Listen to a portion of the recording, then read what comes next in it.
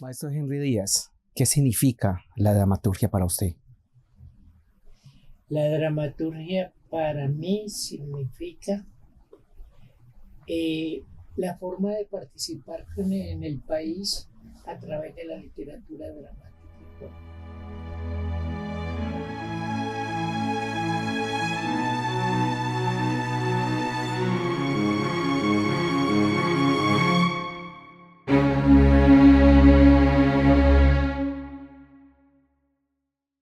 Muy buenas, estamos en Conversaciones con el Escenario.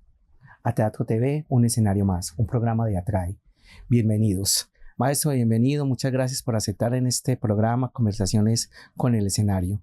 Gracias por aceptarnos la invitación para conversar un poco de dramaturgia, de dirección y del teatro, que ha sido su pasión por más de 60 años.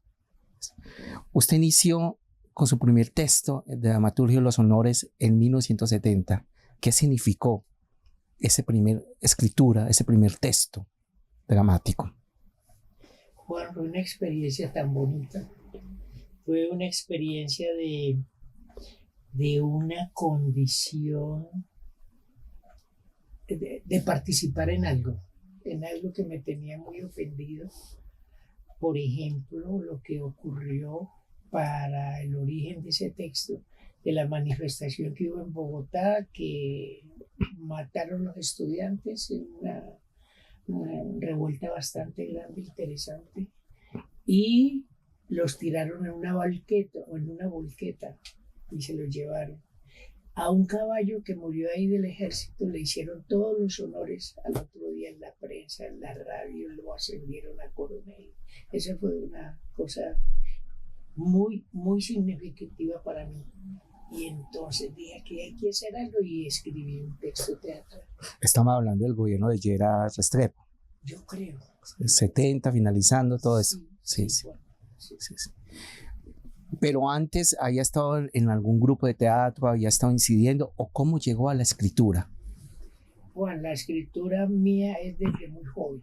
Yo escribí teatro antes de verlo. Es decir, porque lo hacía como ejercicio. Me leí mucho teatro antes de ver teatro en forma, antes de llegar a Medellín, que fue donde vi teatro, propiamente en el 1965.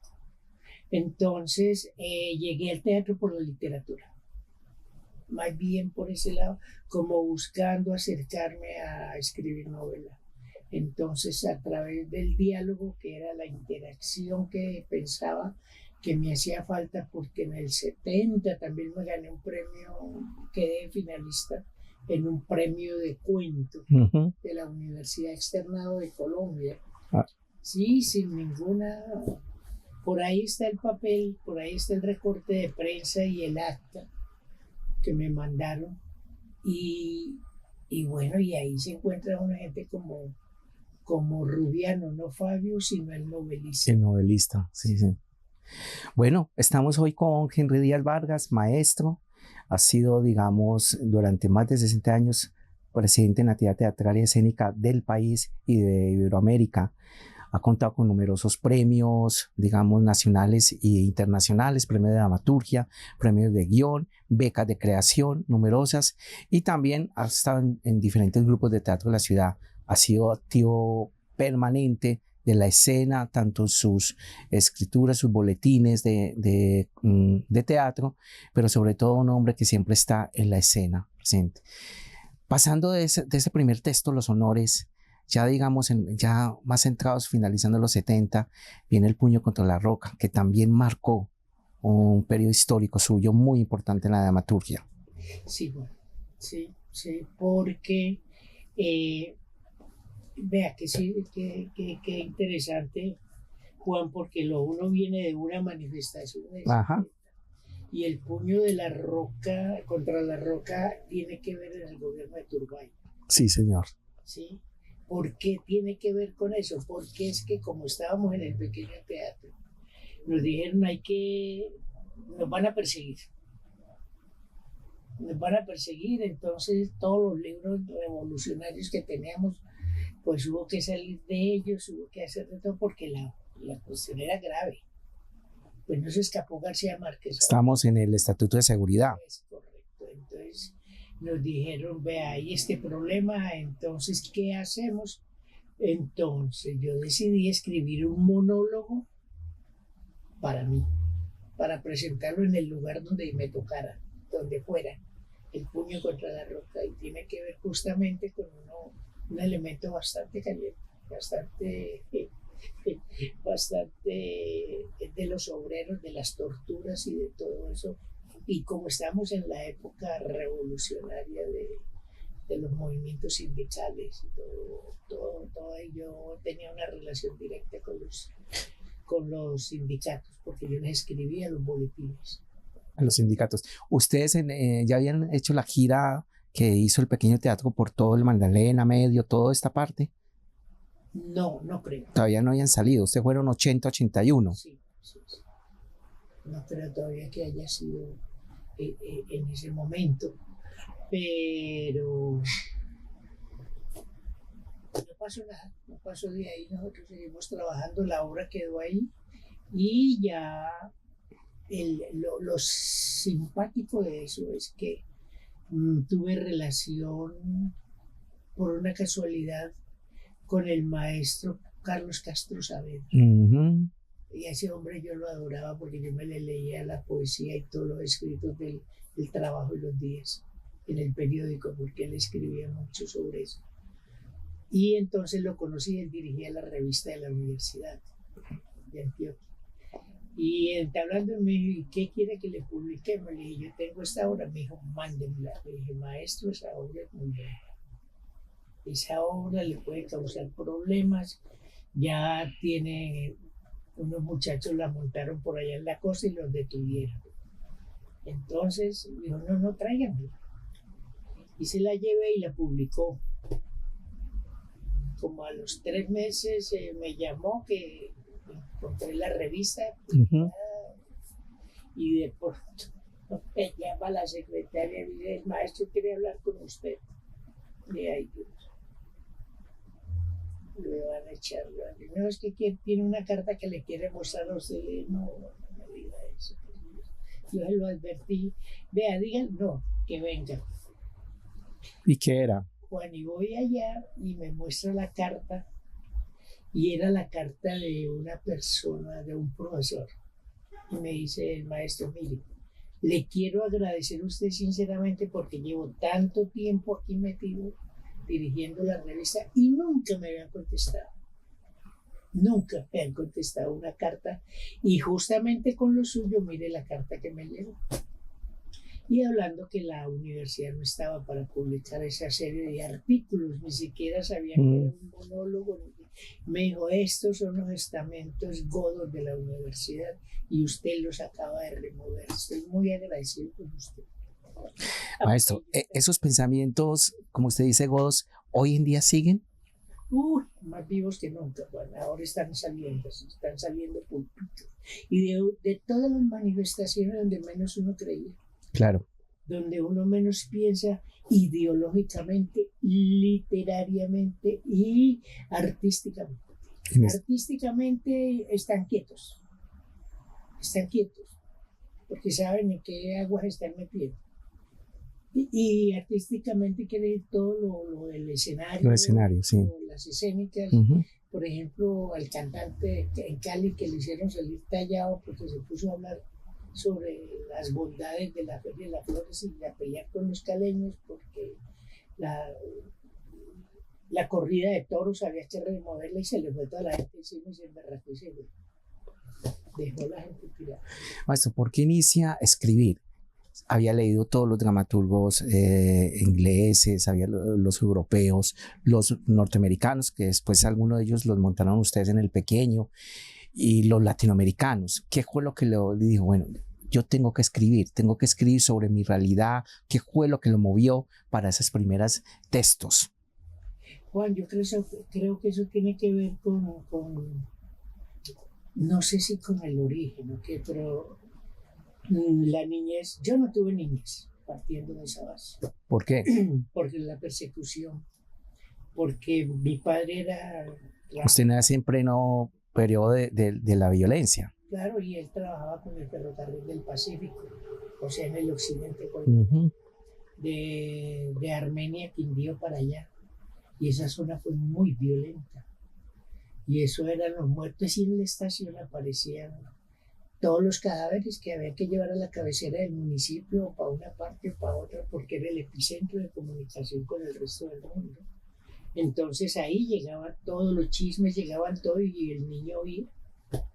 Y el niño oía, y el niño oía, y el niño vio compañeritos suyos de fuego, muertos, asesinados, amigos de la estación de varias partes. Entonces eso fue una cosa, y eso marca, inconscientemente eso marca. Por eso le dicen a uno que por qué escribe uno tanto sobre eso.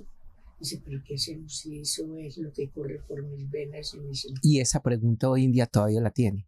Todavía se va. Con la realidad, pues. Se va decantando cada vez, tratando de hacerlo más poético, ese dolor y esa visión que se tiene del entorno, que siempre, porque pienso que uno el entorno no solamente debe vivirlo, sino que también debe pensarlo. Y cuando lo piensa uno y lo escribe, está generando pensamiento. Pero entonces se ha madurado en poética y estética para mirar un espejo de esa realidad. Mucho, mucho, Juan, mucho. Y yo creo que lo que el teatro necesita hoy en día es madurez poética, tú lo has dicho bien. El teatro necesita madurez poética porque las historias están, las estructuras están, digamos que los medios están, pero falta esa intuición creativa por parte de los dramaturgos. Si se consigue con el tiempo, sí, por supuesto que sí, pero tenemos que tener en cuenta de que hay bases suficientes para eso. Bueno, va a dar un salto aquí, digamos, en la escritura de dramaturgia, las obras históricas, que inician un poco, pues, antes de los 80, pero la gran obra es Galán, ¿cierto? Galán, que estábamos cercanos pues a celebrar los comuneros, y escribes esa obra que es montada por el pequeño, digamos, primer montaje como dramaturgo y también pues como actor en ese montaje. Luego sigue La Encerrona del Miedo, que también va por el tema, pues, digamos, de ese periodo de la independencia, ese periodo, digamos, de la colonia, la independencia, y luego van surgiendo otras obras históricas, o sea, marca también esa tendencia a la escritura de hablarnos de esa historia. ¿Por qué? ¿Por qué te ha inquietado tanto ese periodo histórico, Córdoba, todas las obras que han ido marcado? Sí, Colón. Sí. Qué pregunta tan bonita, no la había pensado, Juan. Pero eso tiene mucho que ver creo que con el instinto, ¿cierto? El instinto creativo. Siempre me llamó la atención, y sin saber de lo que ahora llaman el viaje del héroe, ¿cierto? Sino de mantener como esa relación con la historia. Siempre pensé de que la historia de Colombia tenía unos personajes supremamente grandes y que había que mirarlos por donde es. Y a medida que uno se va saliendo de los cánones narrativos de la historia en Colombia, uno se va dando cuenta de que la historia la escribieron primero para favorecer a los vencedores y para denigrar de los vencidos, ¿sí? Entonces a uno le toca escoger la poética de los vencidos y empezar a crear a partir de ello. Es decir, que la historia la escribe quien triunfa o quien es la historia oficial en ese momento. Y por eso hay que revelar otros relatos. Y la historia de nosotros está hecha de retazos, está hecha de gente que le pagaron para que la escribiera. Porque a nadie se le ocurrió escribirla, porque si alguien se ponía a escribir la historia, ni se la publicaban ni lo mataban. De ese cortés. ¿Sí? Bueno, vamos a dar otro salto más hacia los mediados de los 80, ya llega el 84, que escribes, que me tocó ser ya testigo de la escritura del cumpleaños de Alicia, que luego en el año siguiente es el Premio Nacional de Dramaturgia que hace la Universidad de Medellín. Ahí das otro salto en otro tema. Incides quizás las primeras obras que inciden en ese tema de ciudad, de lo urbano, de lo que hay de las relaciones humanas, entre dos, del poder mismo es Alicia en ese sentido. Y el tema, pues, digamos, que hoy en día está muy, digamos, en mucha obra dramática, pero en aquellos años era difícil tratarlo. ¿Qué significó Alicia, el cumpleaños de Alicia? El cumpleaños de Alicia es creo que ahí di un salto muy grande porque intuitivamente entendí lo que significa la metáfora teatral, la metáfora en el teatro, la metáfora como construcción ideológica en el teatro, que ha sido la esencia de todo el teatro. Yo pienso que desde lo griego a esta parte la metáfora sigue funcionando, y es la parte que el pensamiento humano se inventó para poder superarse a sí mismo. Entonces el cumpleaños de Alicia, que es una lucha por el poder, que es la lucha de la clase obrera contra la opresión de la dirigencia, la logré plasmar en la metáfora del lesbianismo. Sí. Y los que lo han entendido o han logrado leer el subtexto dicen: esto no es del lesbianismo, esto tiene una fuerza por debajo mucho más fuerte. Cierto. Pero también hay una maduración en el diálogo. ¿Una qué? Se madura el diálogo, la composición del diálogo ahí. Por supuesto, la metáfora, el lenguaje tiene que ver mucho con la metáfora. Uh-huh. Y si usted no identifica la metáfora y no maneja el diálogo en la metáfora, no maneja el lenguaje, que es que la clave es el lenguaje. Porque el lenguaje, si tú no manejas aún la puntuación, entendiendo las condiciones en que los grupos nuestros se desenvuelven, uh-huh, es muy difícil. Porque los grupos nuestros, con los actores en la época del cumpleaños de Alicia, estamos hablando de hace 50 años. Sí, en la época que los actores nuestros eran muy, muy incultos teatralmente y lingüísticamente más, porque era gente sin estudio, éramos sin estudio. Entonces había que hacer algo. Entonces ese texto es muy ajustado. Y además tuve un maestro que era de una exigencia brutal, como Mario Escobar Velázquez. Claro, el escritor. En esos momentos yo estaba en el taller de él. El manejo del lenguaje, el manejo de toda esa sintaxis expresiva había que tener. Y como estaba paralelo con el teatro, entonces se conjuntan las dos cosas: la posibilidad escénica de un texto teatral, uh-huh, y ya luego la puesta en escena es otro lenguaje. Otra búsqueda. Bueno, saltamos entonces un poco a los 90, porque se me queda de parte de los 80, más allá de la ejecución, que después es montada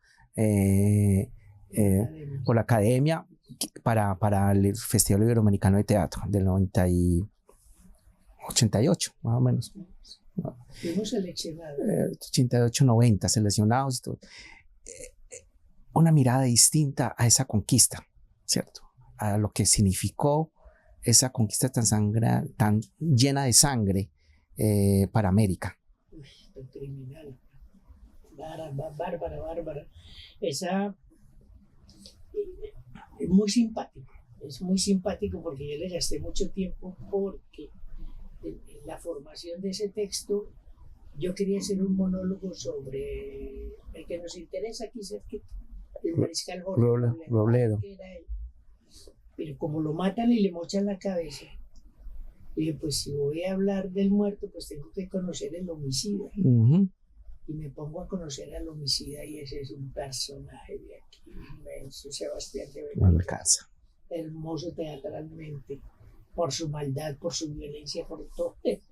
Entonces hago ese juego de los dos. Pero la realidad real no tenía mucho realce, porque era un crimen común y corriente. Uh-huh. Un crimen entre malos. Entonces, ¿qué había que hacer? Llevarlos a otra instancia.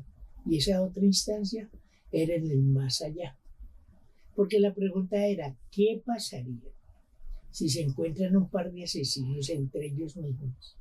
El uno le roba las tierras al otro, y el otro le mocha la cabeza al uno.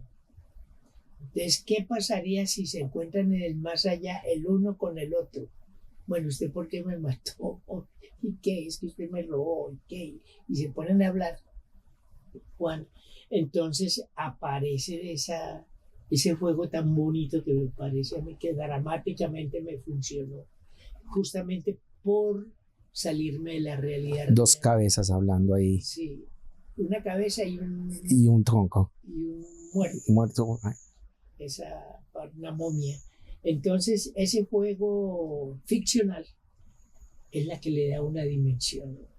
Y ahí ya tú puedes hacer todo lo que quieras, involucrar al espectador. Pero también es una muy de cine, audiovisual, muy esa búsqueda que también has tenido en la cuestión de guiones, que ha sido también otro gran, digamos... Puede ser, pero creo que es más teatral que cinematográfico. Yo la vi más... La imagen inicial fue teatral, fue escénica. Y eso contribuye mucho a la poética teatral, ¿cierto? Por un lado. Y por otro lado, ya lo otro, el subtexto, hubo un periodista de Cali que la vio como 3 o 4 veces. La vio en Medellín, la vio en Manizales, las 2 veces en Manizales en el festival y las 2 veces en el Liberón. Hasta que por fin saliendo del teatro me dijo, ya entendí la obra. Y dije, bueno, siquiera porque yo no la he entendido todavía. Me dijo, ya la entendí. Ya entendí lo que usted quiere decir. ¿Y qué? Porque ya me puso cara seria. ¿Y qué pasó? Me dio la pelea del cartel de Cali con el cartel de Eso iba yo a preguntarle. ¿Cierto? Sí, nunca se me pasó eso por la cabeza. Nunca se me pasó la cabeza. Y ya pensando, evaluando y conversando con él, ya él va hilando y se monta en ese aparato ideológico y me la confirmó. Entonces lo que yo pienso es que ellos obraron como están obrando ahorita, o sea, que la maldad es la misma cosa.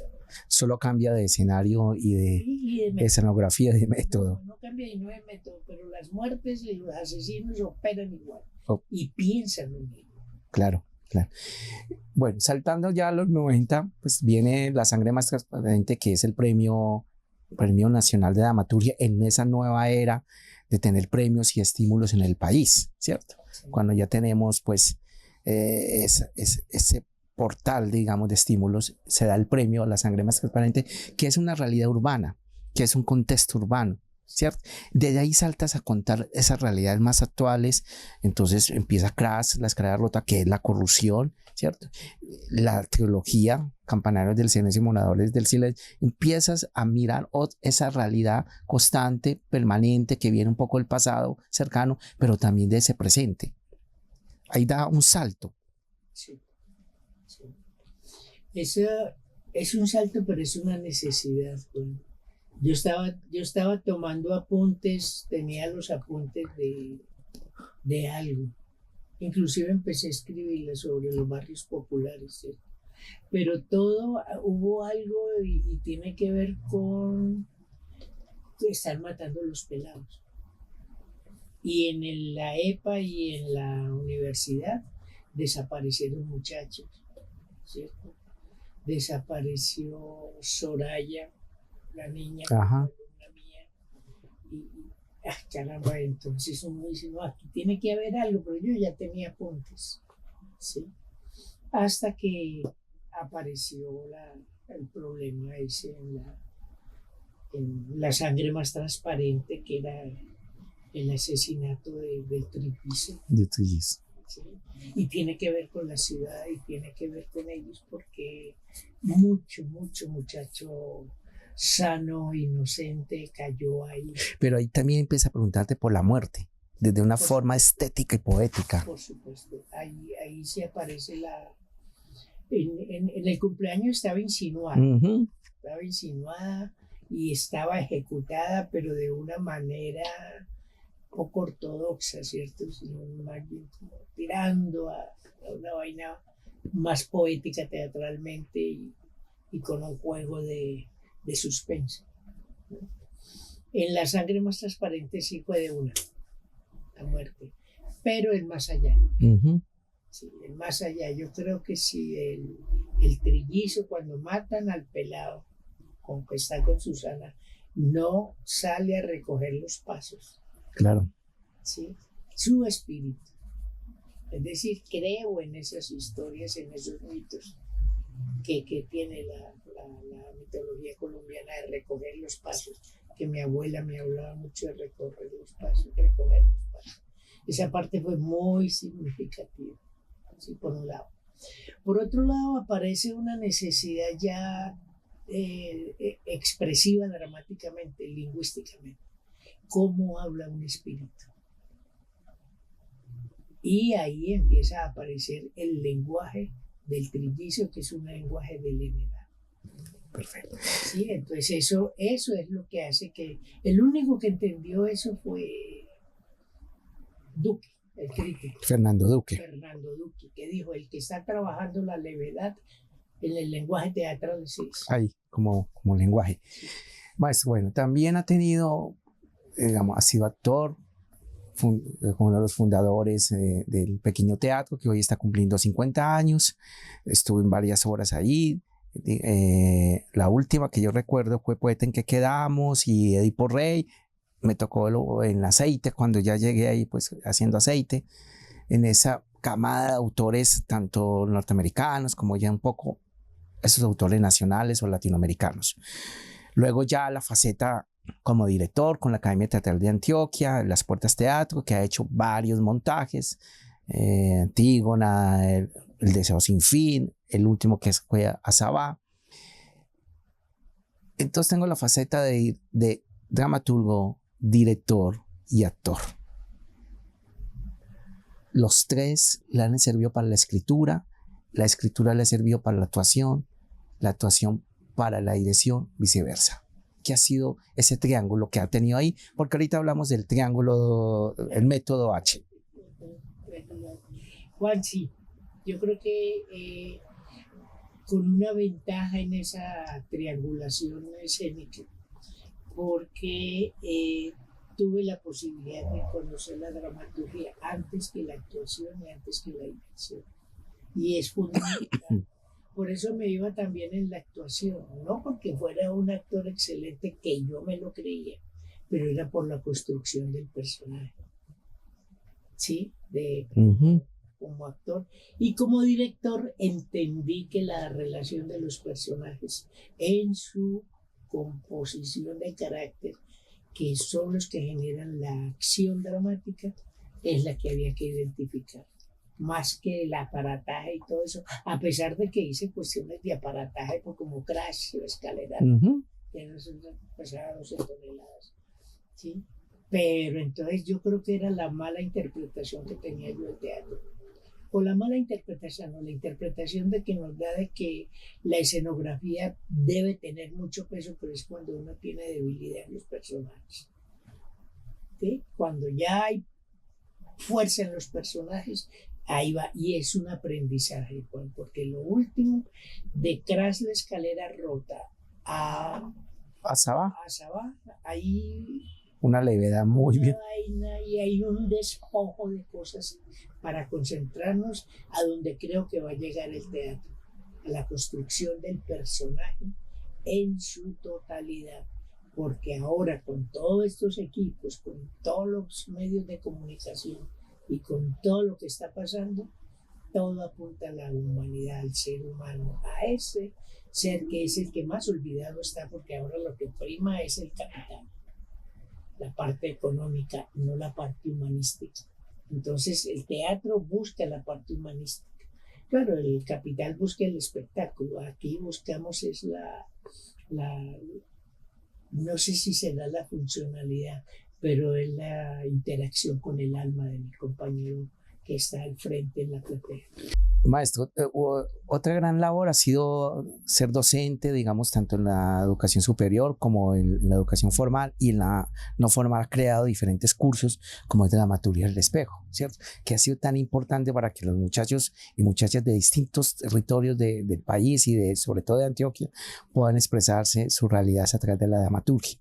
Y ha habido distintas camadas en eso, pero también lo ha llevado a ir construyendo su su método, el método H. Yo autor, yo personaje, yo espectador.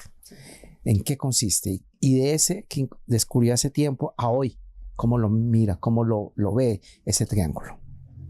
Juan, el entrar todo eso fue un proceso muy bonito porque fue provocado por que empezaron a preguntar sobre la construcción de mi obra. Cuando empezaron a averiguar cómo escribía, por qué escribía, todo esto que estamos haciendo, me tocó hacer una autorreflexión sobre lo que yo hacía, cómo lo hacía, por qué lo hacía. Y fui encontrando un montón de cosas y empecé a leer, a buscar libros, a leer con más profundidad las entrevistas a los autores dramáticos y a los autores cinematográficos. Entonces empieza uno a encontrar de que a la hora de la verdad, por eso tengo y hay mucho espacio para hablar sobre la autoficción. Uh-huh. Entonces encontré algo que me pareció muy importante en la escritura porque yo sufro mucho escribiendo, no como autor, sino cuando empiezo en la escritura a encarnar a los personajes. Entonces ahí es donde pienso yo que es cuando se es verdaderamente creador, en una parte. Cuando uno encarna el personaje y la otra es cuando empieza a ver lo que está pasando en la escena, no propiamente en el escrito, sino lo que está pasando en escena. Entonces ahí se forma el triángulo, yo autor, yo actor, yo espectador. Hacer un todo. Cuando uno como autor está viendo eso, bien. ¿Cómo identifica uno, Juan, esa partecita? En la número 1, en autor, cuando estoy escribiendo de autor propio, y olvidándome de la escena y olvidándome del espectador, escribo cháchara como un berraco. Ahí se pierde todo y me sale y voto y tal, y no me importa que lo vean, que lo vean. Entonces, hasta ahí queda. O sea, esa mesa de 3 patas queda en una sola. Cuando escribo allá y pienso en la escena o pienso en la escena, y me pasa mucho cuando los alumnos son actores. Ellos empiezan a escribir, pero empiezan a escribir desde la escena. Entonces a ellos no les importa sino el escenario, la entrada, la salida, la luz, el foco que ilumine tal personaje, esto. Una parte muy bonita. Entonces cuando uno les hace ver la relación con la realidad, ya hay una convención. Sin embargo, cuando se escribe desde el punto de vista del espectador solamente, de lo que yo quisiera ver, lo que yo quiero entender, termina uno escribiendo lo que quiere ver. Y termina en crítico de teatro. Uh-huh. Y la mayoría de las veces es lo que ellos quieren ver, no lo que vieron, no lo que lograron identificar en esa parte. Entonces ese triángulo me sirvió mucho, pero lo vine a entender y a comprender, Juan, mucho en la educación no formal, compartiendo con la gente a partir de lo que ellos piensan, de sus relatos, más que desde el punto de vista académico. El punto de vista académico hay que conseguir metas. Hay que llegar hay que por encima del estudiante. En cambio, en lo no formal, en el seminario de dramaturgia, en el espejo, a partir de su propia realidad, es cuando uno va encontrando que tienen una poética oculta. Entonces, ¿cuál es la labor de nosotros no como pedagogos, porque esa pedagogía para el teatro no creo que exista? Es cómo me acerco yo a hacerle extracción, a ayudarle a que encuentre esa poética oculta la persona que quiere escribir teatro, sea mayor, sea joven o sea un adulto maduro. Maestro, ¿cómo se hace para que va a dirigir una obra suya, escrita como dato? ¿Cómo mata ese dramaturgo para que ya la apuesta sea de él, Henry Díaz, el director? Esa es la parte más bonita, Frank. Esa es la parte que también se aprende con el tiempo. Primero porque tiene que olvidarse uno completamente del texto como escritor. ¿Y es más fácil matar a otro autor o a sí mismo? ¿O es el mismo método? Más que matar se habla de traición. Sí, Sí, traicionar al autor. Claro que es más fácil traicionarse uno a sí mismo, que no le duele tanto, ¿cierto? Y a veces pasa, pero es cuando hay una interacción con la puesta en escena, que es un lenguaje completamente diferente. Y eso lo entiende uno. Por eso el autor dramático debe de entregar la obra o al público o al escenario cuando esté completamente terminada. ¿Cómo se da cuenta uno que una obra está terminada? Cuando siente que no le falta nada. Puede que sí, pero que uno en su interioridad, en su momento de inspiración, el tiempo y la elaboración del texto, dice, ya está completo, hasta aquí llegamos. Ahí está yo. Ahí empieza otro proceso, ya el montaje. Y ahí es donde juega la inteligencia de los actores. Porque yo no voy a entrar a exigirle al actor que haga lo que yo quiera porque comienzo a ilustrar mi texto. Claro. Sino a dejar que leen ellos frente a ese texto. Si el personaje está bien construido y el actor ha construido bien su personaje en su intimidad con su director o con las relaciones de los otros personajes, él coincidirá con la creación. El tiempo es cruel. Sí, el tiempo es cruel. Pero entonces ahí, el autor, el actor y el director conocen el personaje. Sí. Pero el personaje sabe más de ellos. De ellos mismos. Hace poco lo escuché en un taller que editó sobre la vocación. Vamos a terminar un poquito con vocación y luego 3 preguntas para respuestas concretas. ¿Listo? Juan, la vocación yo creo que es esa parte, ahora lo llaman la transversalidad de la existencia. Pero eso es lo que las ganas que uno tiene de hacer cosas desde chiquito, eso no tiene ningún misterio. Yo quiero ser cantante, yo quiero ser futbolista, yo quiero ser escritor. Yo quería ser escritor, así de simple. Y me fui por el lado de que quería ser escritor y todo lo que me llegaba lo iba leyendo. Entonces, esa partecita es la que uno le dice a la gente, si no ha tenido esa vocación, no olvídese. Puede que le guste el teatro y será un excelente actor, pero no tiene vocación de escritor, como cuando en el seminario muchas veces la gente dice, ay, esto no es lo mío, y de acuerdo. Yo no les ruego. Crisis, bueno, ya, no es lo tuyo.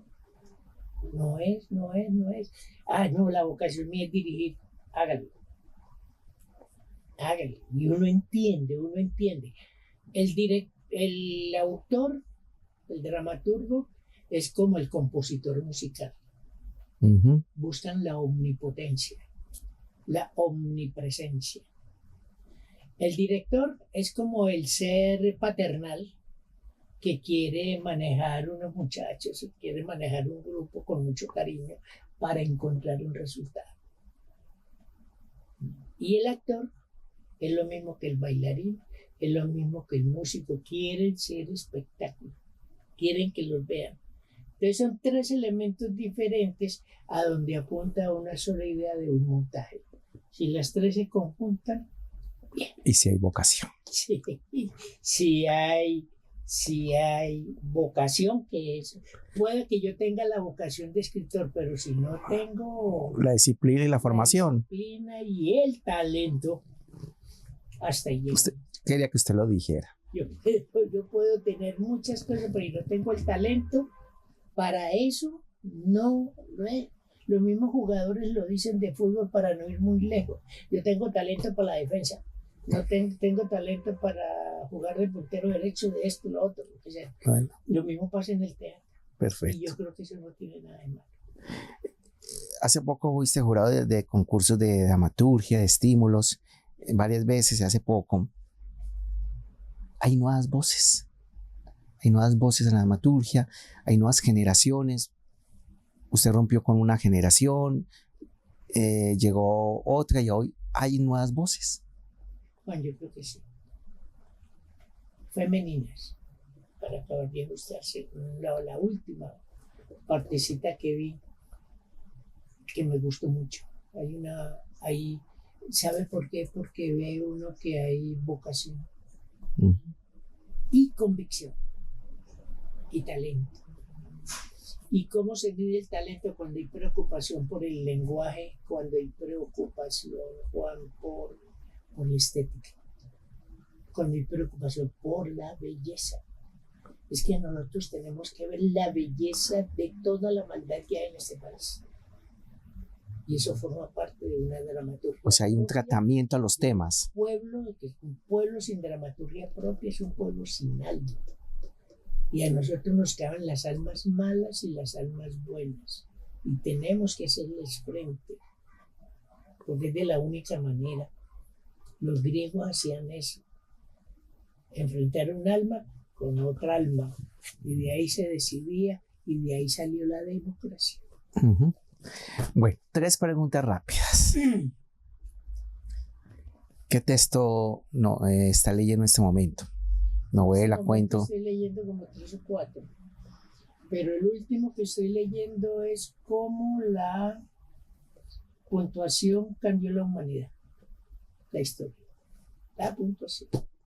Y ahí encontré que un dramaturgo fue uno de los más importantes. ¿Quién? Aristófanes. Ah, la comedia. Aristófanes inventó la coma y el punto.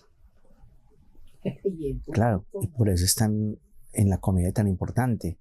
Porque a él le tocó, cuando estaba en la biblioteca de Alejandría, el jefe, era un comediante, que las obras no son ni muy buenas, era un comediante, ¿cierto? Lo que pasa es que es de las que se salvaron. Entonces él le tocó traducir, reescribir, como eran reescrituras. Sí, sí. Él era un escribiente además. Le tocó ponerse y él dijo, esto hay que organizarlo para que lo entiendan. Entonces cuando se termina una frase, entonces pues le ponemos un punto. Una frase no, cuando termina un sentido de algo, le ponemos un punto. Pero aquí hay que respirar. Que poner la coma. Ponemos la coma. La pausa. O sea, respiración y pausa. Muy linda, Juan. Si tienes que escoger entre... Aparte de esta señora. Del premio Nobel pasado. Sí, estás fascinado. Sí. Si tienes que escoger entre director, actor y dramaturgo, ¿cuál de esos 3? Dramaturgo. Muy bien. Que dirigir después. Pero y actuar, aquí te puse a escoger. Me encanta. Es que yo creo que la vocación teatral es global. Y ya para cerrar, ¿qué obra dramática, universal, no propia, te marcó? Hay 2. Bueno, te doy el chance de 2. Sí, una porque la vi y la otra porque la leí. ¿Sí? La que leí, El deseo bajo los olmos. De O'Neill. Genio O'Neill. Y la que vi,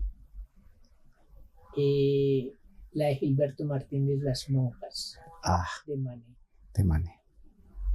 Eso es una belleza. Estaba él, Fernando Velázquez y Luis Carlos Medina. Y Luis Carlos. Eso fue para mí, dije, esto es mi vida. Perfecto. Bueno, muchas gracias, maestro, por aceptar esta invitación aquí desde la biblioteca suya, su espacio de concentración, donde la vocación se hace realidad, aquí en este espacio. Muchas gracias por estar aquí en Conversaciones con el Escenario, a Teatro TV, un escenario más, un programa de Atrae. Juan, muchas gracias a ti, a todo el equipo. Muchas gracias y felicitaciones por esto. Yo creo que necesitamos expandir, como dicen hoy en día, expandir todos estos pensamientos y estas conversaciones, Juan, porque hay una falencia muy grande en el país sobre lo que piensan los dramaturgos nuestros, lo que piensan los directores nuestros y lo que piensan nuestros actores. Hace mucha falta en un programa de esto. Bueno, muchas gracias a Teatro TV, un escenario más.